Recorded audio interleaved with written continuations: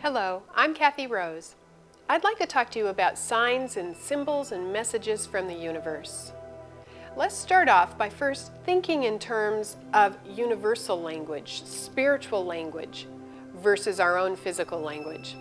It's very abstract and it's very symbolic. Many times, I get a lot of information and messages just by watching nature.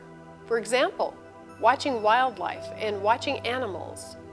The universe will use these symbols to speak to us. You know, in Native American times, they talked about the medicine that animals carry, or totem animals.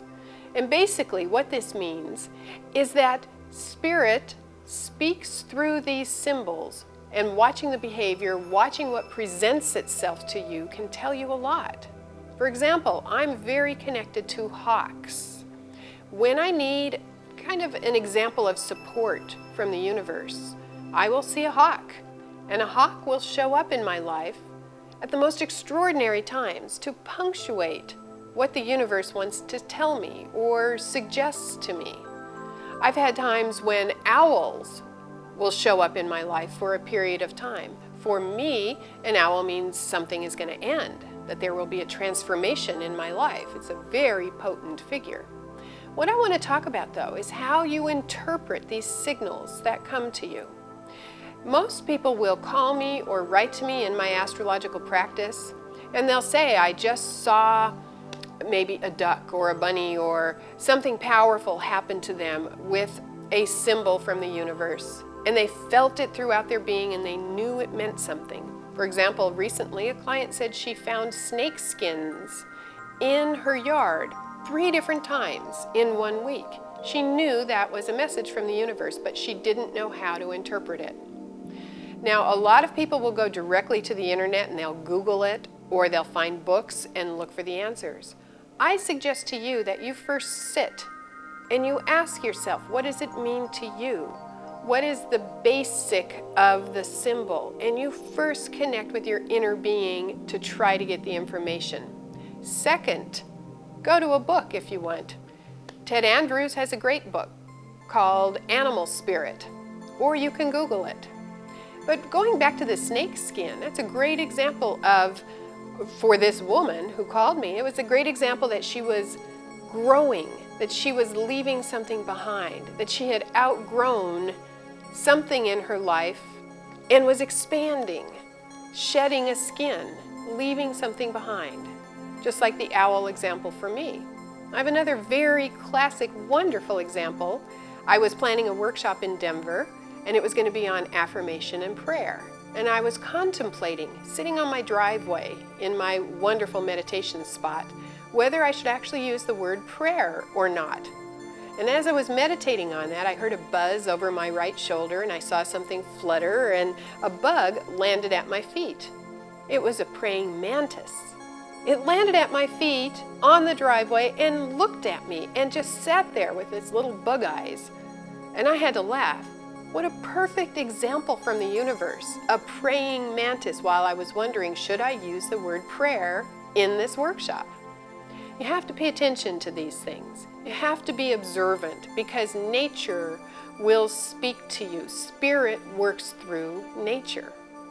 And then you have to trust yourself to be able to interpret it. Because sometimes when you see a duck, it's just simply a duck.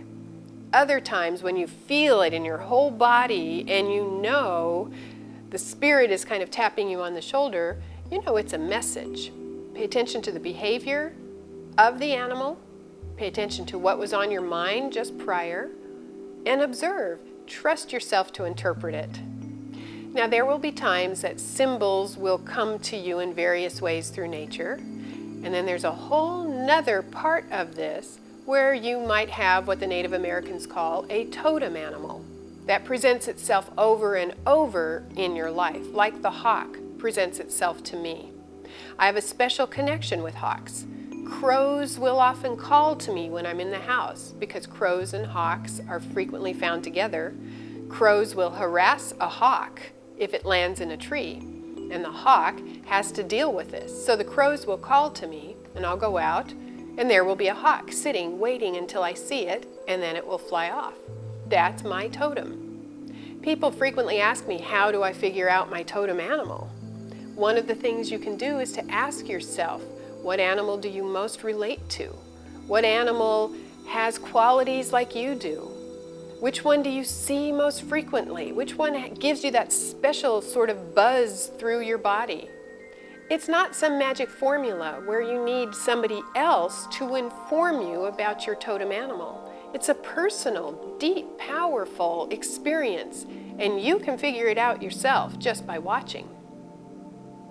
Believe me, the totem animal will present itself over and over. Sometimes it's an insect, sometimes it's an animal in the wild, sometimes it presents itself literally like the hawk flying through the trees right over my head. Other times, people will walk up and it'll be on their t-shirt. Or you may get a postcard in the mail from a friend and there it is. One way or another, the universe will get the message to you. It's an abstract, symbolic, wonderfully deep message that you can get just by observing. So now that this is in your consciousness, now that I've planted the seed, I can almost guarantee you're going to have more symbolic activity from the universe. What you need to do now is just pay attention, trust yourself, write down your observations, and it's all there ready for you when you're ready to see it and feel it and experience it.